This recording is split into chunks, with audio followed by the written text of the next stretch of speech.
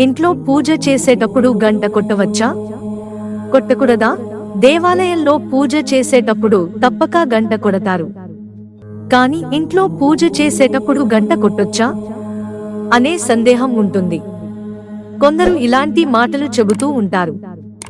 ఇంట్లో గంట కొట్టకూడదు అనేది ప్రమాణమైతే ఏక హారతితో పాటు జంటగా చిన్న గంటను ఎందుకు అమ్ముతారు?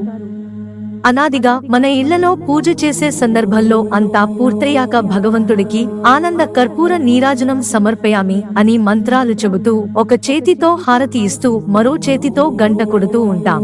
ఇక సంప్రదాయాన్ని బట్టి శైవుల ఇళ్లలో గంటపై నంది ఉంటుంది. వైష్ణవుల ఇళ్లలో అయితే గరుత్మంతుడు లేదా ఆంజనేయుడు ఉంటాడు.